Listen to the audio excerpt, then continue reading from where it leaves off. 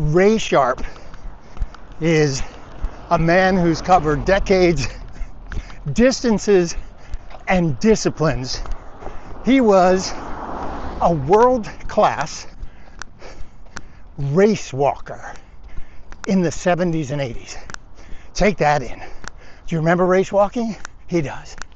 Then he even resurfaced after that a few decades later. And then he started doing road races, a lot of them. He's finished Boston 11 times, the Boston Marathon. The last time this year, he finished 5th in his age group, 65-69. And there are hundreds of people in that age group. He finished 5th.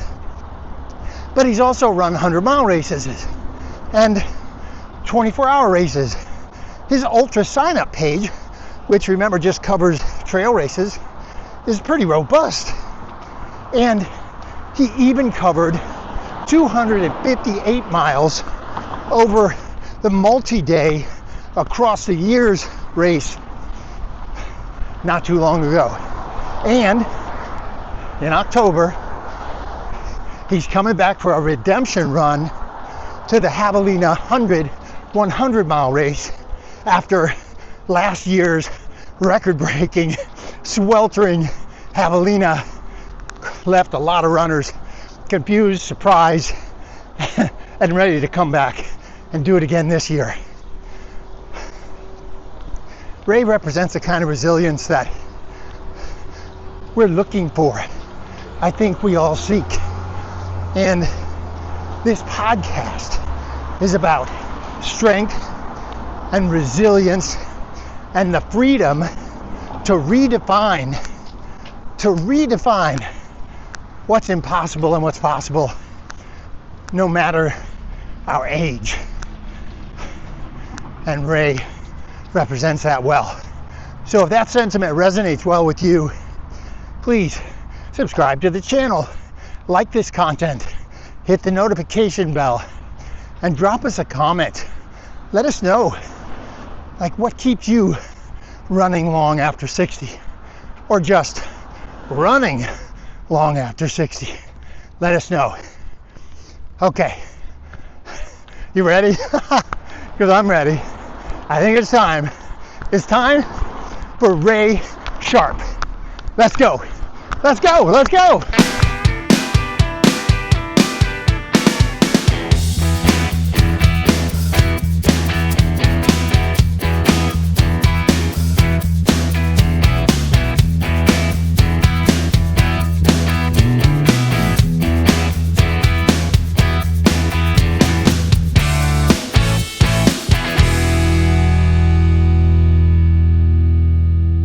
Good morning, Ray Sharp. Welcome to the Run Long After 60 podcast. How you doing this morning, Ray?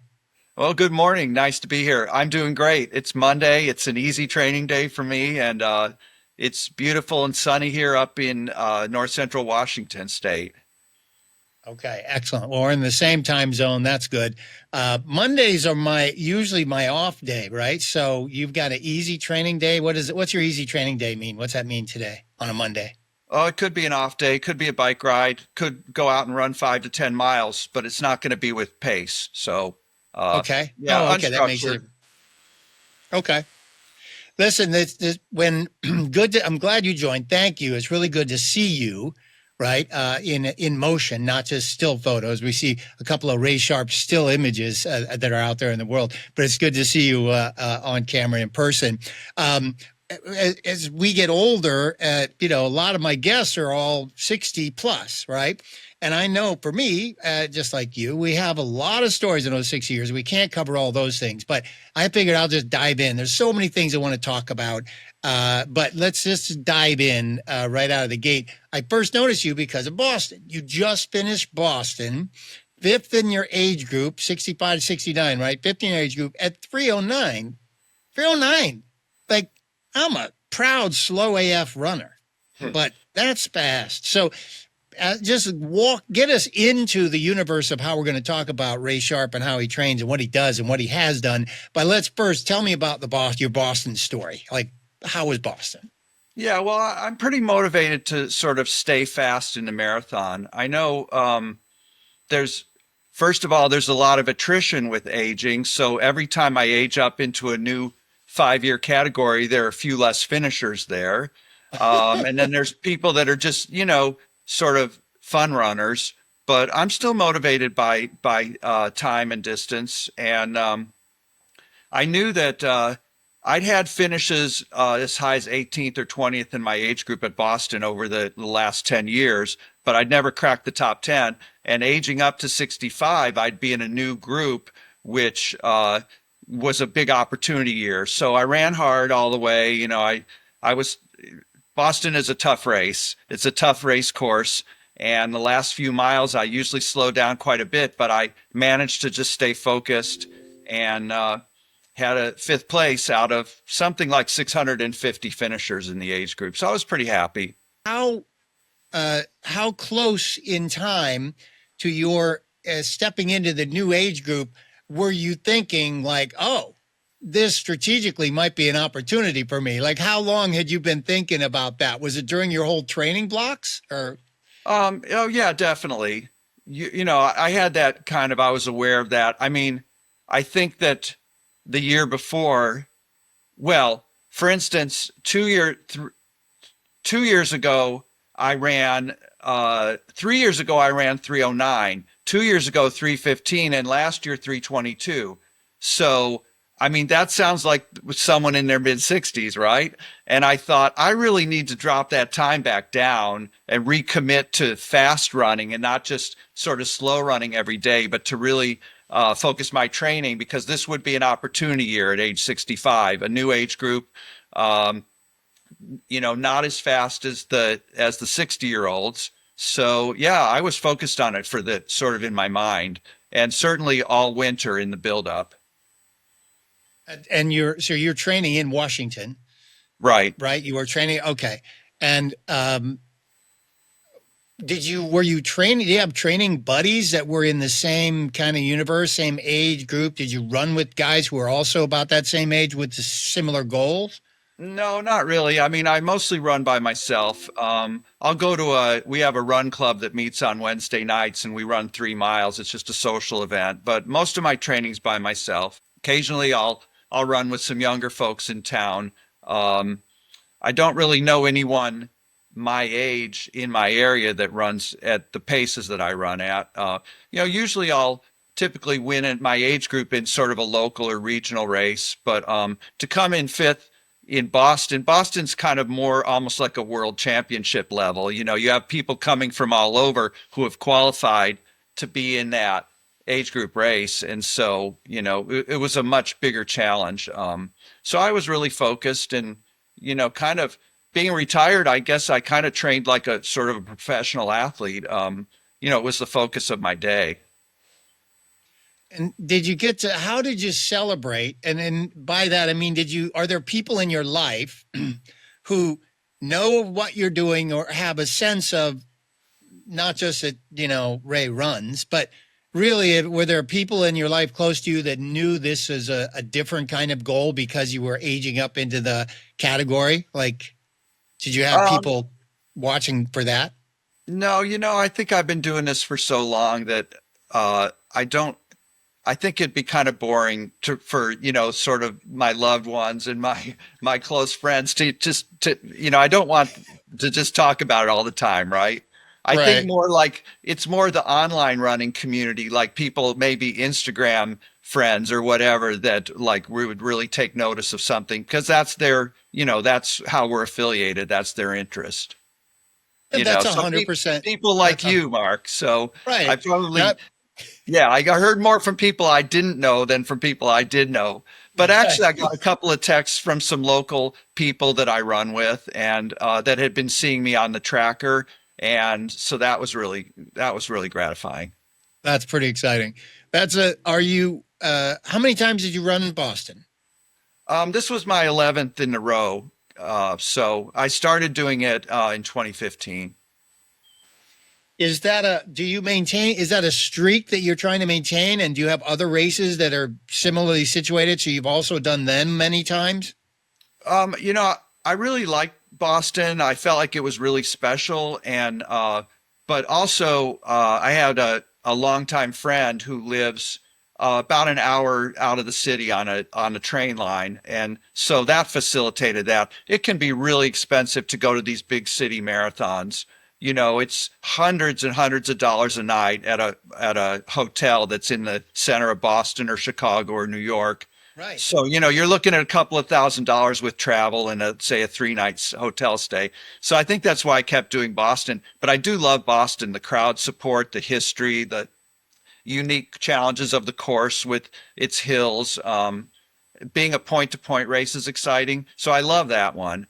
On the West Coast, I've done it's called CIM, the California International Marathon in Sacramento, first week of December. I really like that race. I've done that 4 times now, and I'm going to be there again this year. Okay, cool. What's that's a lot of beat up on the bones. And oh, well, wait. Because you run faster, have you ever had, because you run at a good pace, have you ever run for charity because you're not fast enough and you had to raise money to run the race, or no? Oh, no. I've never been a so-called charity runner at one of the marathon majors. They reserve a certain number of slots at the Boston Marathon, several thousand, for people who don't make the qualifying time for their age and gender, and they raise money for a charity. It's a fantastic thing. I'm not against the charity runners getting in through a loophole. They've raised millions of dollars for hospitals and cancer research and all kinds of great causes. So, but no, I've never done that. I make my Boston, people call it the BQ, the Boston qualifier. And I make that with like 45, 50, 55 minutes to spare, right? So in my age group now, it's 4 hours and 5 minutes. And I just ran 3:09, so that qualifies me by almost an hour for next year's race. Yeah, that's fascinating and amazing. I didn't start running until I was older, and so could never run that fast. And so I've run New York twice, but with charity bibs. And I got a Boston medal, but not because I ran Boston, but I ran something called the Tough Ruck, which is a marathon distance ruck for first responders and veterans the day before Boston, before Marathon Monday. It's done on Sunday, put on by the Boston Athletic Association. So they do 2 races, the Tough Ruck on Sunday, and in Lexington and Concord. And I'm a vet, and so you don your gear, and I had a rucksack, but I did it because the only way I could get that Boston medal is because I ran the Tough Ruck. So I've done a lot of charity work, but happy to do it. But it was the only ticket in sometimes, I think. Yeah. No, so I think I'm glad I asked. I think having that mix with the charity runners at Boston, I think it's great because for them, it's more like celebratory, like it's the party pace run. And, the people that are the qualifiers, maybe they're a little too serious sometimes. So I think it makes for a good mix. Yeah, I think so. My friend, when I did the Tough Ruck, my friend was running Boston for a charity, and he raised a lot of money. So it was a lot of fun, and he's not as slow as me, but he's not as fast as you, right? So he was in the middle. So he couldn't, a qualifier wasn't the path for him. So, yeah. So he had to run it for charity. How many, so you're doing the Sacramento Marathon too. Talk to me about how the talk to me about the abuse that your body may or may not take because you're running fast on asphalt or tarmac or concrete. I mean, I'm really most intrigued about that. So talk to me about that. I've been fairly lucky. Like I think I said before, in masters running, it's kind of a war of attrition. There are people dropping off, through the decades, right? So I'm kind of a survivor, and no, I don't have any running injuries, any chronic pain or anything. So honestly, I started wearing Hoka shoes, the Hoka brand, a few years ago, and they have so much more cushioning than the shoes we used to run in. And like that's been that has saved me, I think, saved my knees and my joints. Wow, that's great to hear. And It's I'm good to not a hear people sponsored. calling out. No, no, I know you're not Yeah, I'm not sponsored. a Well, you should sponsored be. athlete, right? That's just an unpaid testimonial. I Right. mean, I wear all brands of shoes. I race in the fancy Nike, their top shoe, their Alpha Fly 3 is what I raced in Boston. But my daily trainers are these big marshmallowy shoes, that have a lot of cushion under them. So, Right. Right. Well, that's perfect setup because I do want to get to your hundreds and want to get through ultra sign up. And so the first I saw was Boston, and I looked you. I'm like, where's this guy done on distance? And man, this guy, it's like so many races over 60 for goodness sake. Not even so. Very excited about that. But really, the first time anybody says if you do race sharp running, right? You get this, you get a 45 years ago, you get references to Racewalk. I'm like, wait a minute. So really, Ray, I'm so glad to talk with you. And I'm read what I can read. We only know about people from what's available publicly, right? But I'm really in awe of the idea that, 4 decades ago, that's a long time. You mhm. ran and you performed, you competed at the national level and just amazing in something I didn't even know was still a thing. So can you take us back to the start? Like did you how did you get involved in race walking and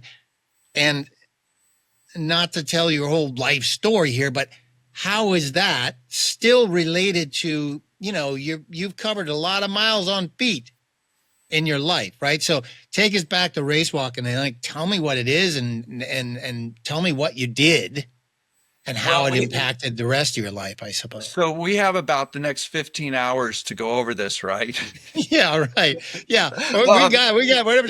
I don't want to truncate it because that's No, right. no, When no. we looked, I dove so deep into Ray Sharp that as best I could, I'm like, oh man, has this guy written books? I kind of want, I want to be on his podcast. Like, I don't know what the Ray Sharp story is, but yes, I know it's a lot. And Sure. you can say whatever you want to say or don't say, but what I really want to do when this ends, I'm just going to, send people to wherever Ray Sharp wants me to send them to, because these are stories we're telling. So anyway. Well, I started running in 1972. I was kind of inspired by Frank Shorter, the American winning the marathon in the Munich Olympics. And, the next year I started running, on my high school team and cross country and track. And I was very average. I tried hard. I improved every year. Sort of by accident, I kind of had this idea. I sort of knew what race walking was, being sort of a student of track and field in the Olympics, when I was in high school. I had an idea I might be good, and I tried it at a local Junior Olympics qualifying race and won that race. Went to the state race, then I went to the regional race and to the national race, walking 1 mile. This was when I was 17, and I was like something sixth or seventh in the national race. And then the next year, I made it a little more serious. I trained for a couple of months and went to the junior national track and field championships. They had a 10,000-meter walk on the track, and I was a surprise upset. I won the race. I was on a plane a couple days later to Donetsk, which now is in Ukraine. It was part of the Soviet Union, and it was the dual meet against the Soviet Union team, and the whole track and field team, not just race walkers, right? So Right. all of a sudden, I'd gone from being an average high school runner to being on a national team in a new event that I was just sort of improving by leaps and bounds.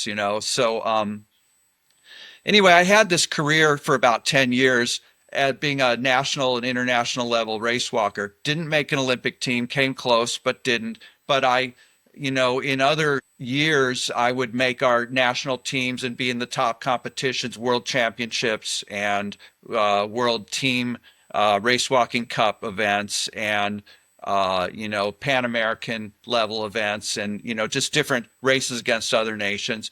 I won over my career, I won 21 national titles at different distances because The walk is all distances from 1 or 2 miles indoors up to, at the time, there was 100 kilometer. I don't think they contest that anymore, but I won that as well. And a lot of distances in between, set some records. I actually have one record that's still a standing American record. It's probably the oldest one on the books in track and field in the US. It's from 1984. It was the indoor 3,000-meter race walk, and my time was 11:16. So that's about 12 minutes for 2 miles. To give people an idea, that was about 6-minute mile pace walking.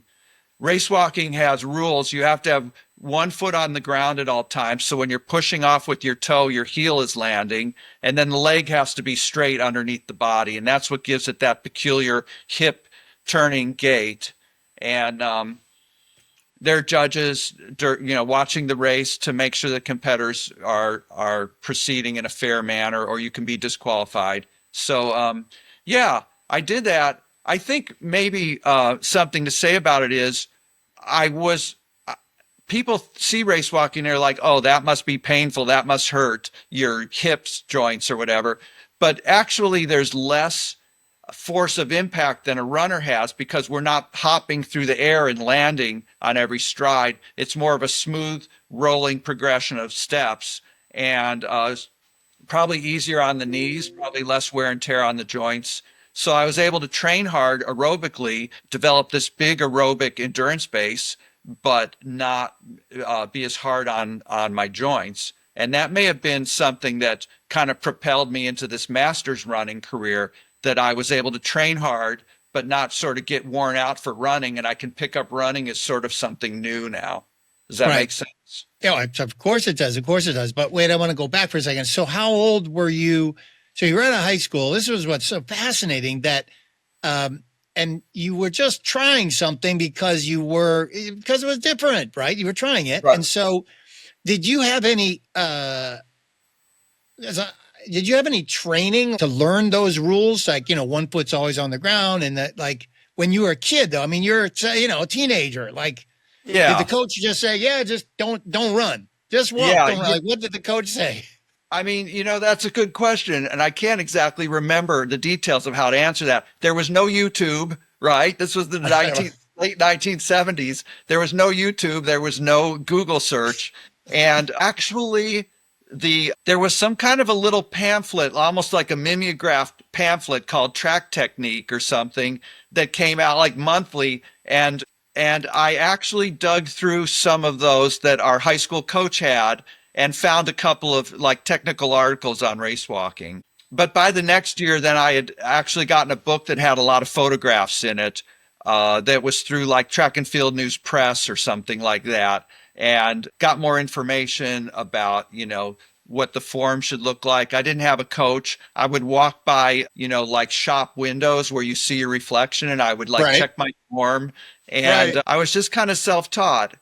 And one of this book that I got, that was by a former champion race walker, an Olympian named Ron Laird. So I kind of that was like my Bible for self-teaching. He had a line in there about, well, if you're a novice and you go to your first race, go up to the judges beforehand and ask them for any critique of your form or something, right? So I go to this national race walk, this 10-kilometer, where I qualified to be on the U.S. junior team. Yeah. And I actually went up to one of the judges, like when we're out on the track a couple minutes before, and I said, is this okay or whatever?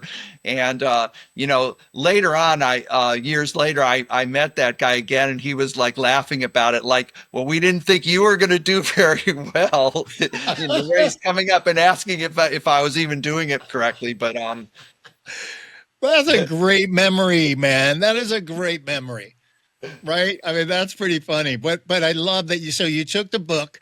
The coach, Laird says, do this. And so you're like, oh, I'll try it. And you did it at a stage, at a national stage in the U.S. Right. That's like right before the race, right? That's insane. And so I bet, of course, it would be memorable for the judge, too, after all these years. Like, oh, I remember that time. Well, I was racing against people that like the walker who had won the meet the year before and he was still age eligible, and another guy that had won college championships and stuff. You know, it was for age 19 and under. And I was in about fourth place at like the halfway mark, and they were like a straightaway ahead of me, 80 or 100 meters ahead, the two leaders. And you know, it seemed almost hopeless. And I'm hearing their names and recognizing them from reading like the little details in track and field news, in the results. Right. But I just kept grinding away, and it was a hot and humid day. It was Bloomington, Indiana, in the end of June. It was like 90 degrees. And Wow. I just kept grinding, and I passed one with like 4 laps to go and one with 3 laps to go. And just, it was a big surprise. You know, it's kind of the thing that would happen in a movie, right? Like the novice goes and wins. Then I got a lot faster. I had 2 races over in the Soviet Union, and we had a race in West Germany on the way back. And by the time I got home, I was the national junior record holder. And, you know, I'd lowered my time for the 10K walk from like 50 minutes to 46 minutes. And I was getting invited to like Olympic development camps and other races. And then it kind of took off from there. So then I had a lot of learning and learn from a lot of coaches and the top people in the sport over the years. So 30K, I'm looking at some of this stuff now. So 1980, what a year, man. That was when you really, wow, you kind of stepped onto the scene. 30K worth of walking and 50K or 100K worth of walking, that's a lot of walking. And so here's the trick. Did you ever get disqualified? Did you ever mess up and start running and they catch you? Or like, not that you intended to, right? But I can't even imagine, like, I can imagine the discipline of this, right? Ching, ching, ching, ching, ching, and you're locked in, you're dialed in.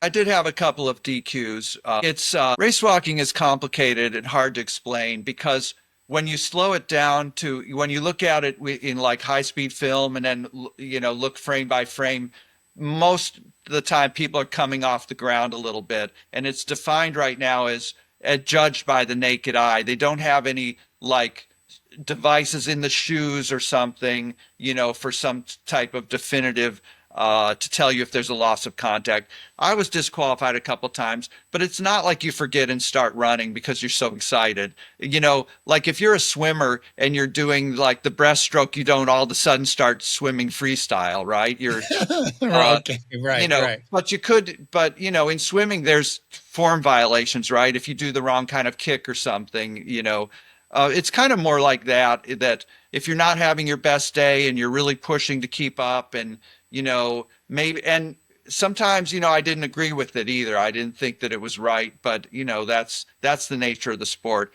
It's kind of a cruel sport, and it's kind of a sport that's a lot of people are trying to take it out of the Olympic movement and out of track and field now. It's kind of gotten so fast. The athletes are so fit and they've pushed the boundaries of what is walking so much. It just looks like a funny, fast run with a straight leg for an instant and kind of gliding above the surface. It doesn't really look to me like walking anymore. I mean, I sound like kind of a curmudgeon, but it's not the favorite event in track and field, and there's a lot of people that would like for it to sort of go away. Right. Interesting. So, did you ever, is it always on a track? It's typically the longer races are on a road course. And when I started, they were 2.5 kilometer loops typically. So it would come out 2 laps per 5K. Then it went to more like 2 kilometer loops. And now oftentimes it's like a 1 kilometer loop. That way you can have 7 or 8 judges spaced around a 1 kilometer and they can always see you. You're never more than, and sometimes that 1 kilometer loop will be sort of like sharp turn at each end, so it's kind of like a broad avenue with a divider in the middle, and you're just going back and forth, so they see you all the time. So it's not like point to point like the Boston Marathon. That could never happen, right? You'd have to have a team of hundreds of judges on golf carts if you were going to do that. So right, yeah, right. You retired officially in 1990, 91. Yeah, you know, racewalking. I really did because I was struggling. I was really coming into my own 86, 87, 88. When I was like 27, 28 years old, I was kind of getting, among the top 20 in the world, training really hard. Then I got chronic fatigue and really through the 1990s didn't do much athletically. It was just difficult it was enough to just, get up and go to school, go to work. I would jog a little bit. So I kind of really laid out of sports for about 10 or 15 years. That might be the second secret to my success as a masters runner is I haven't been training hard for the last 50 years. I had kind of a break in there for 10 or 15 years. And then I kind of started up again in the early 2000s, did some triathlons. And then I started going to the race walks again. And I made three or four more US teams in the 50-kilometer event and competed in my late 40s. I was competing internationally with teammates that were in their 20s to early 30s. Oh, that's cool. That's very cool. I didn't see that part. Yeah. So how was that? How long of a span, once you step back into it, how long were you doing the 50Ks or in your 40s? Yeah, how many years was that? Well, I was on some US teams for the Pan American Cup and the World Cup in alternate years from 2005 to about 2013. I think I made the team every year in the 50K. When I was younger, I liked the shorter races, and the 20K was a standard international distance. As I was older, the US teams weren't real deep in the 50K, and it was a chance for me to hang in there and maybe use my old man endurance and still make the team. So when you ran the 50Ks, were those also a 1K loop, or how did 50K? Okay, yeah. So that right. But people are like, oh, how could you go in circles for 4 hours, right? But you're focused on the race and time and position in the race, and the convenience is you go by your aid station every 10 minutes if it's a 2K loop. So yeah, right. I think I agree with that, and I think because a 1K, any amount of distance is it would you can embrace it, whatever it is. The thing that would mess me up, you referenced it earlier, like if I was actually going on the street and had to turn back around so I could see all the competitors all the time, I would have to get used to that. Right. Yeah, it's kind of fun though. And if you're like pulling away from someone, I mean, I would like when I be at the apex of the turn, I would check my time, my seconds, right? Yeah. And then go back to where I passed the other person going the other way and double that difference. And that was my lead on them. So I do a lot of mental math, and you can just kind of tell visually if you're gaining on someone or if they're gaining on you. Right. Right. It's a mental game. It makes it a mental game too, because you try to run your own race, but when you're competing, you're competing, but then you run your own race and you're competing and you see each other the whole time.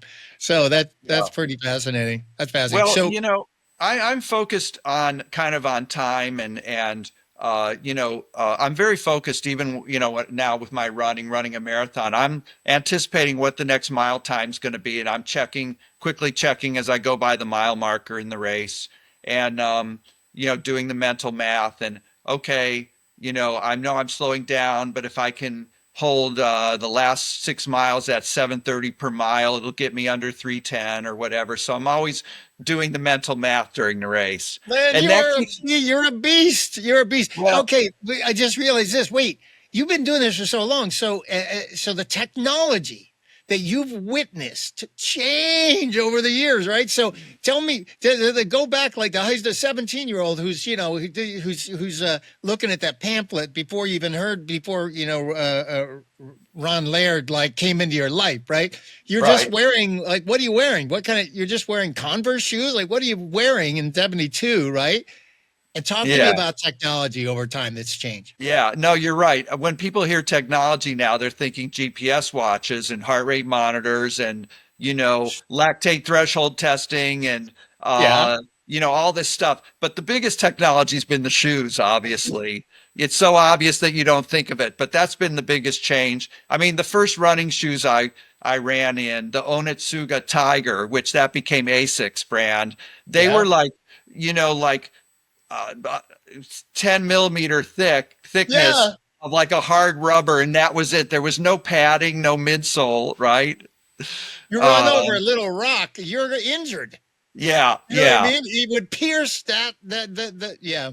Yeah, but you know what? I kind of came of age during the running boom, which was like late 70s, maybe into the early 80s, was Yeah, called the, like the the first Nike running waffle boom, when Phil Knight and the Nike waffle trainer, right? You had that right? probably the Nike Cortez tried to let us be run. What are you going to run in leather shoes? But the waffle Right, trainer, right? Right? right. And there was the, I don't know, the Adidas SL72. Shoes started to have a midsole, and then Runner's World would have a shoe ranking issue every year, and that really Right. drove the technology, right? Because then new companies like New Balance came in, and yeah, so I kind of grew up with that change, and I think shoes changed as much from 1970 to 1980 as they have ever since. I mean, the shoes before 1970 were primitive. They were like made out of a thin leather. They had sort of no padding underneath the foot at all. And by 1980, you had shoes that had a spongy material in the midsole, and they were fairly comfortable. So, Yeah, those yeah, Tiger shoes were like wrestling boots, but they were short. They were like crew cut wrestling boots. I remember, right. like, what is this? But then in my head somehow, even then, I think as a kid, I was like, oh, it must be because if I could just run in bare feet, I would be faster. But you can't run on bare feet. I don't know why I thought that, but I'm going to cut myself. I better get these little shoes, right? So I remember I remember that. I also remember the Tiger shoes that for track that were cleats, right? But I remember wearing them without the cleat. I remember not having the spikes in them, and I remember getting in trouble. My mom, I was wearing them in the house without the cleats in them, but still ripping up the floor. My mom was like, "What are you doing? Get it? Those are Yeah, those tap shoes? No, mom, they're not yeah. tap shoes."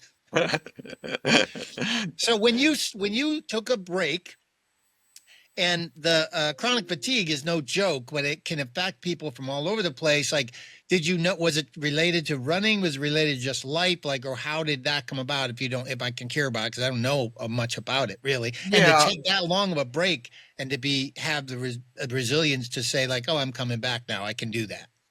I mean, people don't really know what chronic fatigue is even to this day. You know, it's sort of a syndrome, a cluster of symptoms, right? And they used to think it was caused by the Epstein-Barr virus, which is like sort of chronic mononucleosis. I think really what happened was when I was at the highest level, being on the international elite level in race walking, I was racing against people from other countries that I suspected had to be doping, just based on not just that they were faster than me, but the way they would recover from a race and then do another race a few days later just as fast. And they just didn't seem to be human. A lot of the doping in that area was like in that era was the actual physical blood doping where they would take blood out 6 weeks before the Olympics, let's say, then your body would work to rebuild all the red blood cells that carry oxygen, hemoglobin, and then they would re-inject, they would spin out the red blood cells from the frozen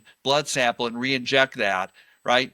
That was the method of the day. In the 1980s, then they started using a drug called EPO, which is a synthetic of the what your body uses to make red blood cells, and it was designed as a cancer therapy, like for people with leukemia. They started using that as another way to cheat.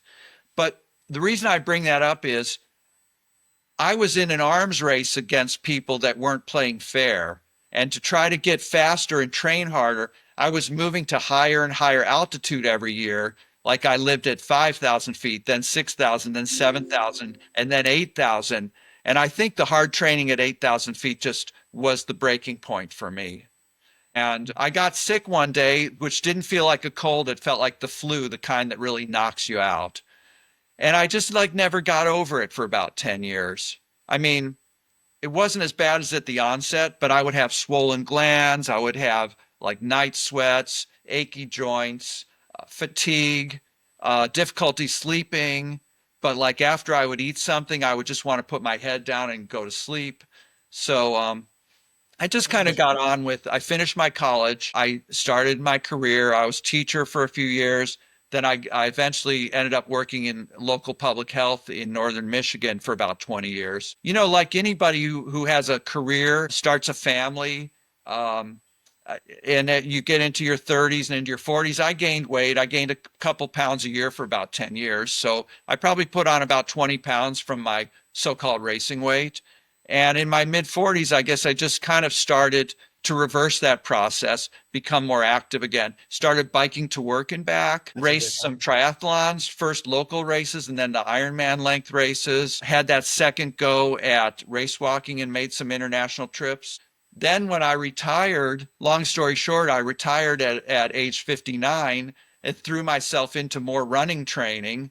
And since then, I've run marathons under 3 hours. I've run a lot in my early 60s in the 302, 305 range, and started doing ultra races as well. And I've done races as much as 100 miles. And we're getting right to that. So thank you for that. We didn't know what Russia was doing all that time. Now, luckily, it's been exposed and there's no disputing about it. But to be a young athlete representing the United States and being on the stage you'd never been on before, and to be witnessing, to just know that this can't be. Because I know Ray says to himself, Ray says to Ray, like, I'm busting my ass. I am disciplined. I know what I'm doing and how I do it, and I know how good I am. And to be on a platform or in the same universe where you can just tell that it's not right, it's not fair, there's something going on, right? At the time that was happening, was that a conversation? Did you talk to anybody about that? Did the rest of your teammates know, like, oh, these guys are doping, what are they doing? Like, how was that? What was happening with respect to that conversation, if you remember, during that time? Yeah, I mean, we talked about it, but you know, it's still happening today. The dopers are always one step ahead of the anti-doping agencies, right? There's always something new, and it's much more sophisticated nowadays. And the countries like Russia that have systematic state-sponsored doping, well, then it's much more sophisticated. You have you know, they call it microdosing, where whatever they're using it in smaller doses, but long term to support their training and recovery, and at levels that would not be detectable. So they can be always testing the athletes to see whether they show up as a positive on a test and say, oh, you better not take this before you go to this next, you know, don't take this for the next 10 days or whatever. I mean, it's always going to be there. It's always been there. You know, I'm kind of glad that I'm just in this recreational type sport now where I don't know if there's any masters runners that are doping, but I don't care. I'm not doing it to win. I'm just doing it to enjoy, and to challenge myself. And it's not something I think about anymore. When you took that break, that makes sense. When you took that break and you step back into it, you're ready to get back out there. But you don't just say, oh, well, I'm just going to go out there and have fun. That's not what you did. You went back and you're like, okay, here I am now. Was your attitude like, all right, let's get at it again? Is that what the attitude was for you, do you think? Yeah, I think, the whole time there was still kind of a feeling, sort of this unresolved feeling like I was just hitting my prime years. I was like 28 when I got the chronic fatigue, sort of struggled on for a couple more years. I had this feeling that I had just sort of cracked the code and I was moving up among like the top 20-ish in the world, from some results that I had had in the year before. Yeah. So I felt like there was some unfinished business. Now, I was never going to go back and be that good again in my 40s. The sport had moved on and gotten faster, and of course, I'd gotten slower. Well, the second time around, there were no expectations on me, and so it was kind of fun. It was just kind of a bonus. From you? Wait, no, well. Lower expectations for yourself on you, or what do you mean lower expectations? No lower expectations on you from the outside or from you? Yeah, I mean, I wasn't going to be good enough to make the Olympic standards, and from the outside, but I was still good enough to surprise people and, kind of do pretty well. It wasn't like my obsession, like it was in my 20s, to be the best in the world or anymore. It was just kind of something that I could just face more openly with gratitude that like, wow, this is really cool. I get another USA singlet. I make another free travel to some other part of the world and line up with the world's best, and it was just more of a feeling of, oh, I'm happy to be here now. What a great thing to have happened for you at about that time. So you're in your mid 40s at this time? Right, right. Okay. So 20 years ago. Okay. So how long does that period of time? Is that well, you said between 2005 and 2013. So that's a minute. That's almost 10 years of that, right? Yeah, yeah. Okay. So then you're in your 50s, and now we're going to get to the meat of the story, I think, although without all this backdrop. I think this is what's happening. I'll tell you, Ray, I'll tell you right now. I think I'm still shocked when I looked at your ultra sign up. And so is there a website where people can look at where you can see people's street races all the time? I don't know that there is, but is there? No, I mean, not really. There's no one compendium like ultra sign up. To your point, most of the trail races and long distance races in North America use ultra sign up for registration, but it also sort of is a record keeping of your results. And it gives you some kind of as it gives you like a numerical rating based on what percentage back you were from the winner. There's some kind of a formula as well. Right. Yeah, Right. there's not really anything like that for the races that aren't on ultra sign up. Right. For street race. Yeah. Right. So like if you go to the New York City Marathon or Boston, like you can, like I went to the Boston website just when I was working to get your stats, and it works differently than the New York City Marathon works differently. And they're all so separate. Right. But then I go, just for the curiosity, I go to ultra sign up. I'm like, this cannot be the same guy. And surely it is. So take me from, Jed, like, how did you start doing races that required you to sign up on ultra sign up? How did that, what shifted? You're like, well, because you're not race walking the ultras. Right. Well, I think I was, I ran my first Boston Marathon kind of by accident. I just had run some local race and qualified to run Boston in 2015. So I kind of got more into running in my late 50s. And when I retired, I guess I had more time. I'd done a few ultra marathons. Anything over 26 miles is considered like an ultra marathon, but usually we think they start at 50K at 31 miles. I'd done a few over the years, but you have a lot more time on your hands when you're retired, if you're lucky, right? And I was pretty fortunate that we're financially comfortable right now, so I had a lot of time on my hands. I can travel to races. And I thought it just sounded interesting, the challenge of like running around a mountain or even if it's just laps on a little course. I've done the longest race I did was the 6-day race in Phoenix, Arizona that they have every year at the end of the year. It's called Race Across the Years. And I did 258 miles, I think, in 6 days. 258.795. What? Yeah. Are you insane? This is so across the years in Peoria in Arizona, December 28, 2022, in 6 days. So 258 miles, and you're 63 at that time. So at that time I'm only 61. So I'm like the youngster, and I'm like, wait, so was that the first time you tried across the years in 2022? Right.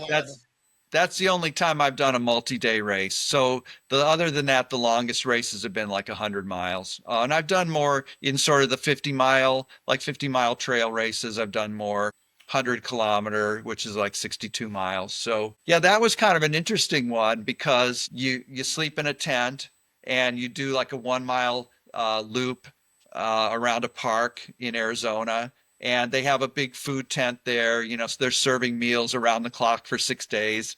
And you just kind of go as you please, you just make sure you cross that timing mat every lap.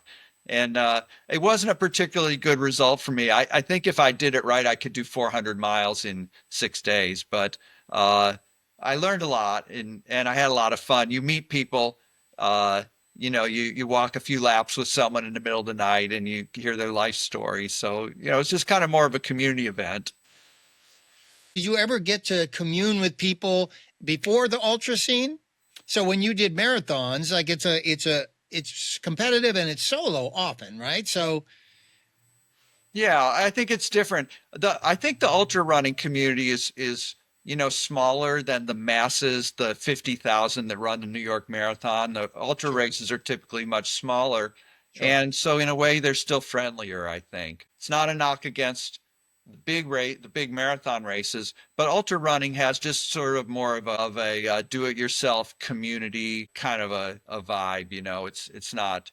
I don't want to say it's unprofessional, but it's more fun, and I think people are kind of like more like loving towards each other during the race.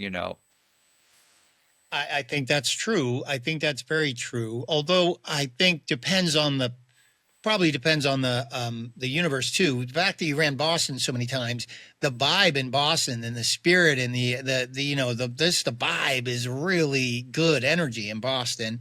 I not run it, but I was there when I did in 2023. I got to do the whole race week. Has got good vibes, and in New York, I had a fortune to be able to run 2 charity bibs, and one for stroke, and one was for a veterans organization. And it was mind blowing that I didn't, even though I was running by myself, there's so many people cheering people on, and it just made me very excited. I think in the 2016, my first marathon, I took more. I was not a selfie guy. By November 2016, I was not taking selfies. I just wasn't really doing it. My kids were, but I was. And that race happened, and I took more photos because I was like, I couldn't believe that the spirit and the people and the 70,000 worth of what is this thing? And so I think I just took so many photos, and I remember after thinking, and even some of my friends were like, did you run or did you just take photos? Like, what were you doing? That's how many photos I took, right?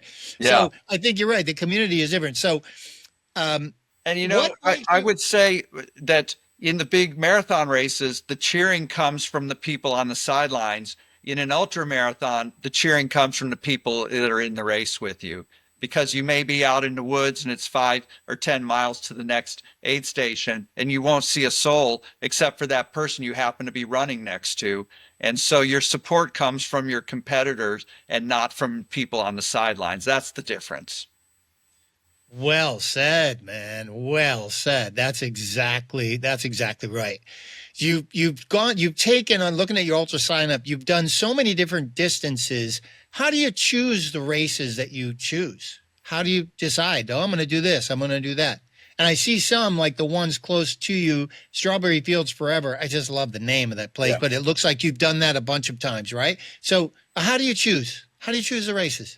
If I do one and I like it, I want to go back and maybe challenge myself to do better the next year. I'll fly to a race like Boston, but for ultra races, generally I want to find some that are kind of low key that I could drive to, that would be sort of in the neighborhood. So kind of a mix. I want to do a race that sounds interesting, or it has great scenery, or I like the format, so there's a lot of different ways to choose. Some are on road courses, most are on trail courses, and like you said, all different distances. It's not like I'm specializing in one kind of running. Right. I'm looking at on the side. I'm looking at at your ultra sign up. What about let's talk about the different formats. So some I haven't tried these before, but I've read a lot and seen a lot of videos on them. So last man standing, last person standing. Mm-hmm. How was that one? That was Lone Cactus. You were 60. Have you done a couple of those? I just did one. I didn't do very well. I did like 11 laps, so like 42 miles or so. Right. What do you mean you didn't do well? Because you have to, on the last man standing, do you have to finish within each lap a certain amount of time? Yeah, that's the backyard ultra format. Every hour you have to finish a 4.2 mile loop. The idea is you do that 4.2 miles, you cover it in maybe 45 or 50 minutes, you grab a little bite to eat or something to drink, and then you've got to be on the starting line again and leave like right on the hour. Right.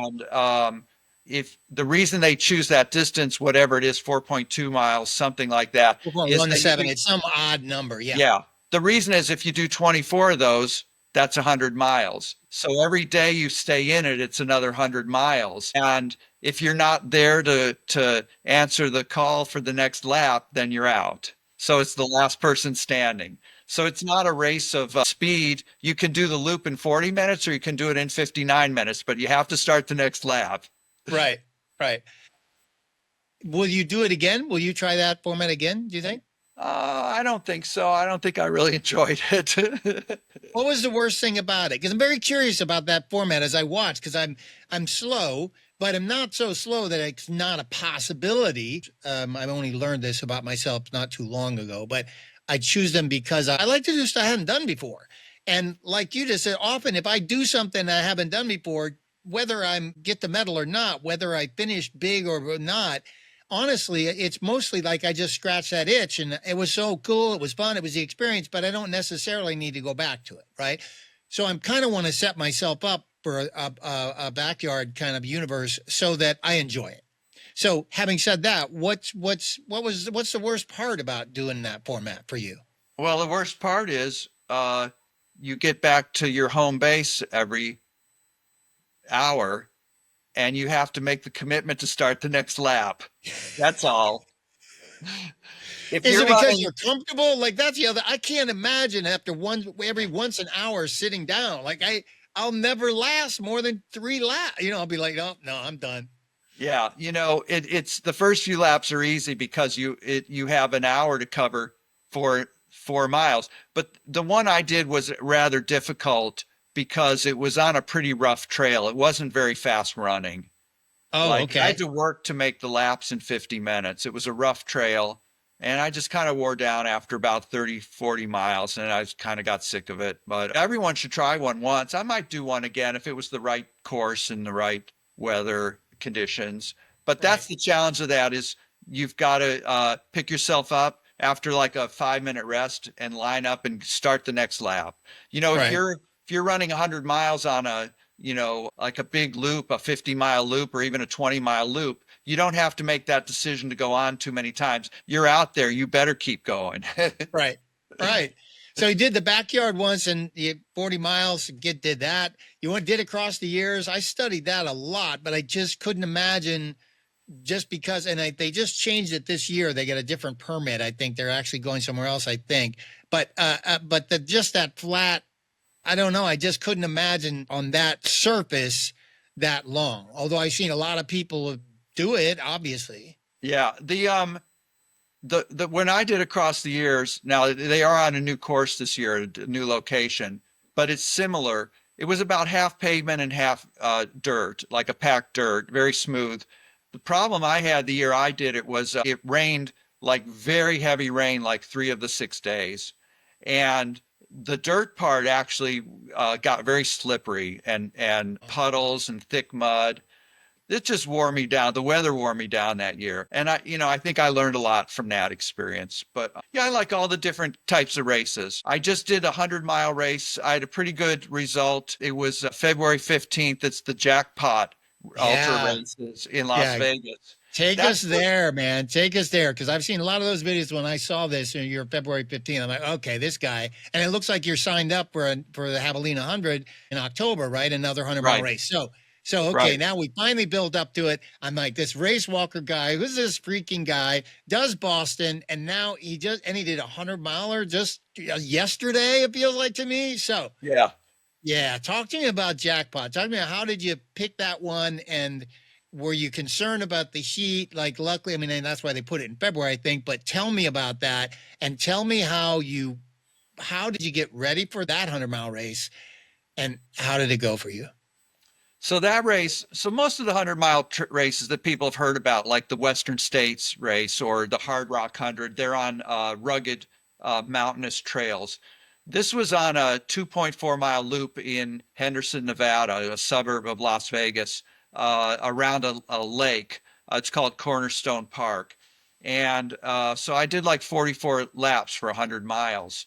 And it was a mixture of dirt and sort of like a paved bike trail surface for each Mhm. lap. And there was kind of a moderate hill on each lap, a couple of hills. So it wasn't like dead flat. So you had the change of surface, you had the change of up and down hill, just enough to make it, I think, fairly comfortable. Not it was good to have the little changes in there on every lap.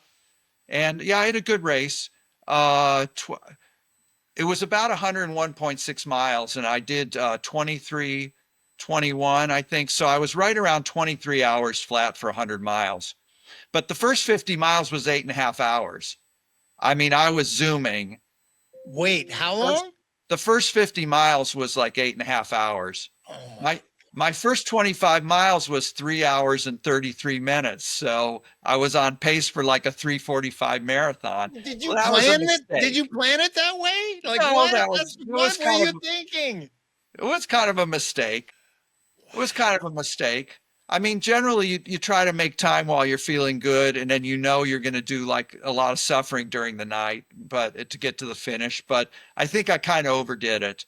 I was really racing along for about 30 miles, and then I knew if I was going to finish, I had to really slow down. And then for the last 70 miles, it was mostly running, but a little bit of walking breaks in there. And I hit one point. People ask, well, first thing people say, oh, you ran 100 miles. Do you do that all at once or do you like stop for the night?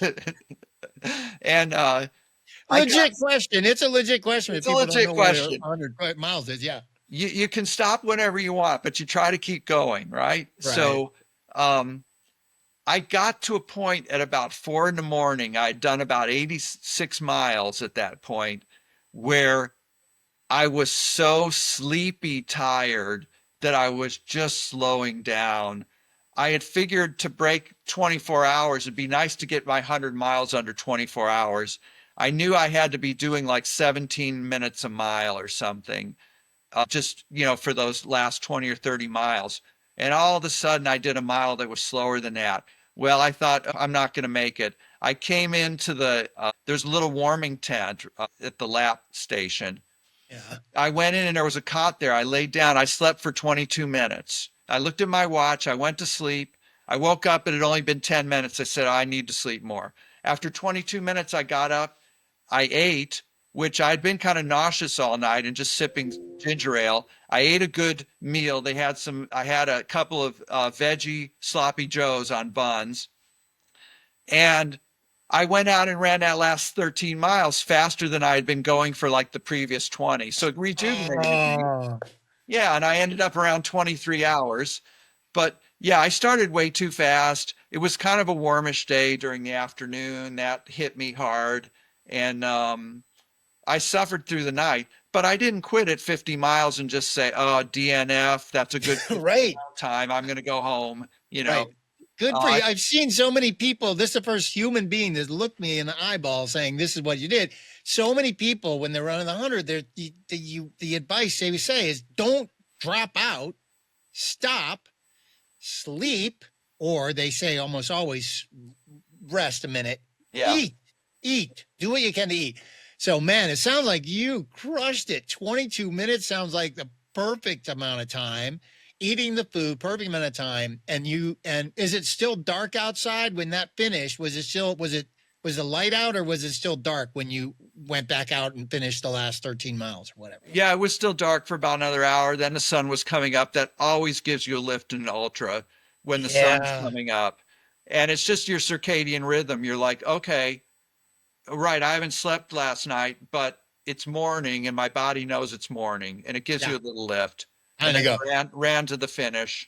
Um, Is anybody there? Is this self-supported? Where like, do you have people there or how did you oh, do that one? I mean, you don't really need support at that race because you're lapping every 2.5 miles. You're coming Right. by a fully stocked aid station with cooking hot food, different things on offer during the the whole 24 hours. Did you have like drop bags? Did you have like extra shoes and stuff just in case you needed that kind of stuff? Or Yeah, I did. I had kind of a little pile of stuff, clothes, warmer clothes at night, changed my shoes once. But I mean, you don't really need support for that race because it's on a short loop. That's the advantage of that format of race, right? Any of all these years, are you a blister master now, or like foot care must be something you are absolutely professional about, starting with those tigers 45 years ago and now up through today. Right. So before we get to I want to talk about Javelina for sure, but tell me about foot care and your own routines. Like, how does it work? Because your feet, your feet have been with you a long time now. Yeah. And they're still cooperating apparently. So I mean, they're pretty calloused, but I'm fairly lucky. I know people can have tremendous foot problems in an ultra. That can be one of the biggest problems. I think the number one thing is I buy my shoes a little large, and your feet tend to swell when you're on your feet for like over 12 hours, 20 hours. And I think that I really believe that a lot of the foot problems are from not having enough room in the shoes. So, yeah. I think you're 100% right. So now, across the years is one type of format, and we know that one. And Jackpot, you step up now in the 100 with Jackpot with that. Now Javelina, which is it's taken us to a level of recognition now that it hadn't had before, but now it does. So this is a 22-mile lap, 5 of them. One of them is shorter than the other, whatever. But that sounds like a party. Had you done Javelina before? I don't remember. Well, I did. I don't know if it shows up in the results. Well, I did it last year, and I didn't finish. I stopped after 3 laps, 100 kilometers. Oh, so I was there last year. So I kind of going back for my redemption race at Javelina. I went last year. It is very well known now. There are, like 800 people that run between like the 100K and the 100-mile concurrently on that. And there's a lot of people on this, on the one little. Yeah. Like on single track. Do you always see somebody? Like, yes. Okay. Yes. You always see somebody. It's and it's on a single track trail, kind of a rough, not super rough desert trail.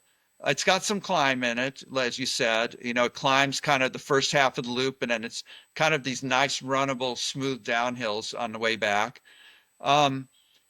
You can expect the lows, this is in just north of Phoenix in this big park, this Sonoran Desert kind of park. Yeah. You can expect the lows to be like in the 40s or 50s and the highs to be in the 70s or 80s. But last year it was 99 degrees and I didn't do really well. I started too fast for the conditions, but not really. I was running comfortably for about 25 miles or so. And then really around midday, I really started to feel the heat. I was nauseous. I went into a medical tent for a few minutes. I was using ice at every aid station, every 5 miles. I was putting ice in my hat, ice in my arm sleeves that I was wearing for sun protection. But I just didn't do really well with it. I got to like 40 something miles after 2 laps. I said, I can't go on. I'm going to stop. It was like 3 in the afternoon. So, had you run in heat like that before? That's a lot of heat in the middle of hot. I got some, it took me about an hour and a half before I could get any food down. I stayed in the shade. The sun went down at like 6 o'clock. The sun got really low. And I stood up to take a picture of something that was going on there. It's like a party scene there. It's kind of like a I don't know, like a Burning Man or a Mardi Gras. I imagine that. Yeah. So they had something going on with like fire dancers and dancers on stilts and stuff. And I got up to take some little short videos, right? And I realized the sun had just gone down. I was like, oh, you know what? I don't feel so bad anymore. I got to go out and keep going. So I just changed my shoes, got my number and my singlet back on, and like just headed out and did another lap. So I did that next 20-mile lap in about 4.5 more hours. It was all during the night with the headlamp. It was great fun. Okay. And then I just didn't have the will to go on when I got to 62 miles. I just stopped at 11 at night. It's always the mistake to stop. I mean, unless you're having like life-threatening condition, right?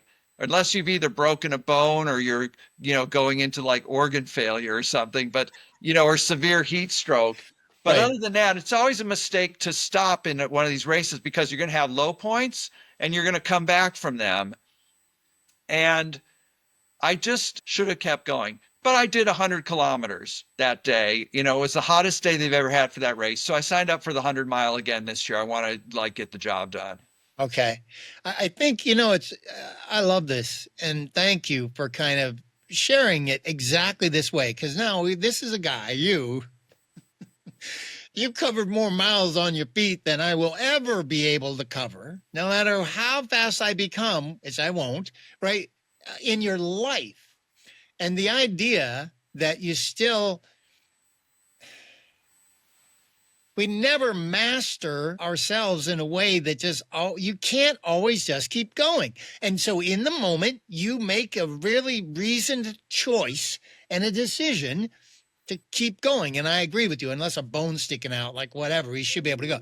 But I didn't know that. It's not on Ultra Sign Up, so I didn't mean to, I don't know. I think if I would have seen it, I don't even know if I would ask about it, because it's not that DNFs are not a bad thing, or it's not. We're consciously choosing things. But to have you, as an athlete that you are right now, tell us, yeah, well, I shouldn't have done it. I didn't need to stop, but I did. But now you have a purpose, and clearly the end of October, you're going to be there. I registered for the 100K, but I'm on wait list, I'm wait list number 181. So I'm pretty certain I will not get to that list. So that's something. Yeah. If a person won every race they ever entered, what would be the motivation to go on? So I think I'm not the first person to say this, but you learn more from your mistakes and from your bad races than you ever do from those perfect days. And it just, for me, it's always, okay, well, there's a challenge out there. I didn't finish the 100-mile at Javelina. I need to come back and do it. Come back and do it. Here's one question that I want to hear from every person, because I thought they would be the same. And now I'm realizing every single person's answer is a little different. We talk a lot about why we run or why we do this and that. Sometimes people have kids, or they have cancer, or they have this, or they're going to come back. And I have those too. But how has your why changed or evolved as you've grown older? So tell me why you run in general. Why do you run these long distances? But then the question is, how has your determination of why you run changed as you've gotten older? Well, I've thought about this, and it's changed, definitely. But on some level, I don't know if it's ever changed. So you talk to all different types of people that have different whys. Now you're talking to someone that thinks of himself as an elite or a high level athlete, high performing athlete, and that's what I'm striving to be. I'll never be as highly ranked as a runner as I was in my particular sport, racewalking, right? But it's something I'm striving towards. So I guess I've never given up trying to challenge myself and trying to improve. How it's changed is, when you're young, you always think, well, I'm going to be faster the next year. As you're aging, you think, I don't want to slow down very much to the next year, right?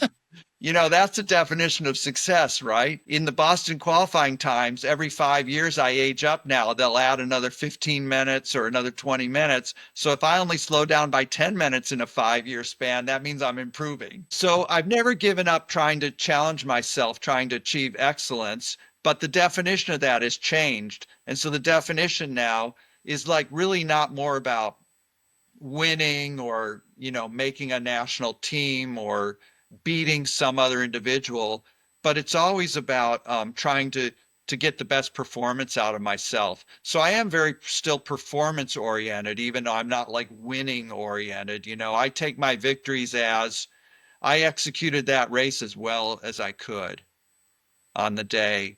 And that keeps me motivated in training. I enjoy running just for the sake of running. And I love to go out and run.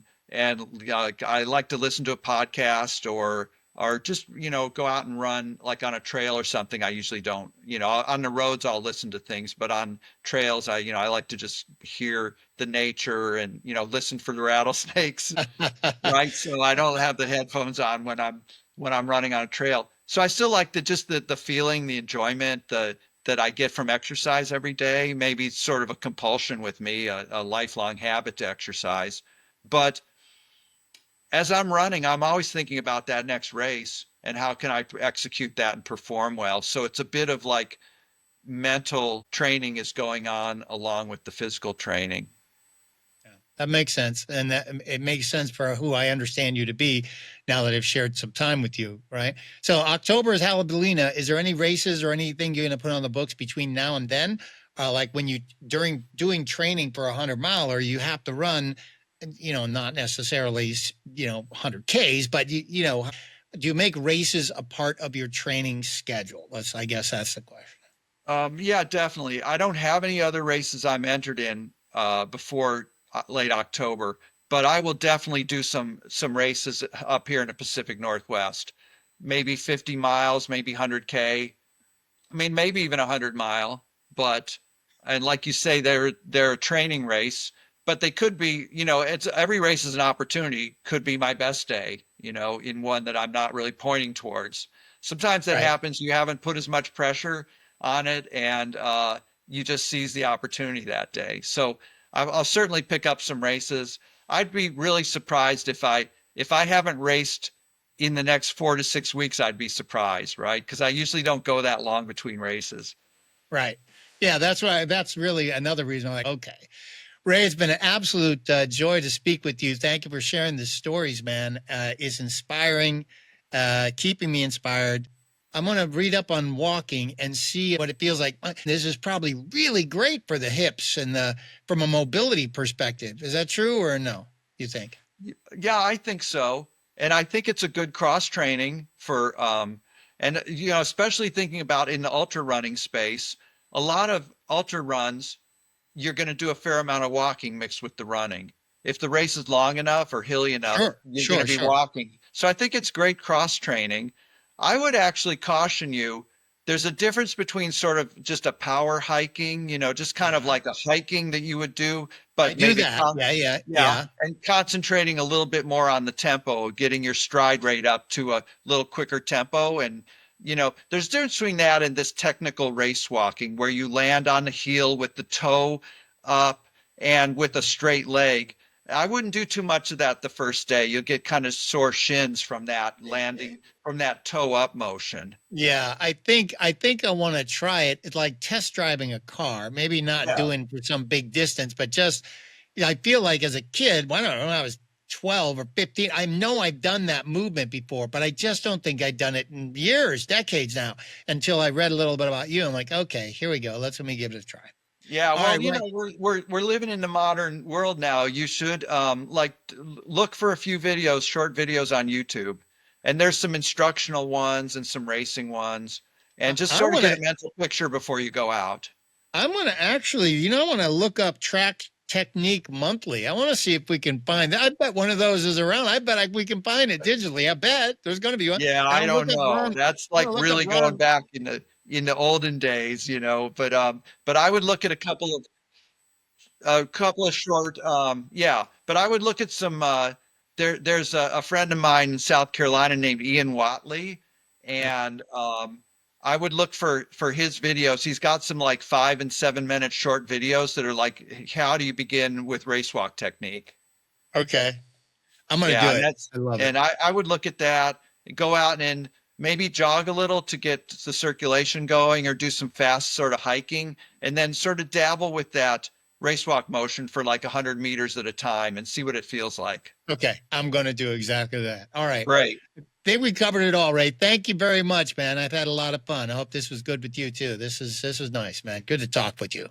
Yeah, it was great. I appreciate what you're doing, and I'm definitely going to check out some of your other guests now. Okay, good. I'm gonna keep your eye out on you for Javelina too. If I can get myself out there in October, I'll see you there.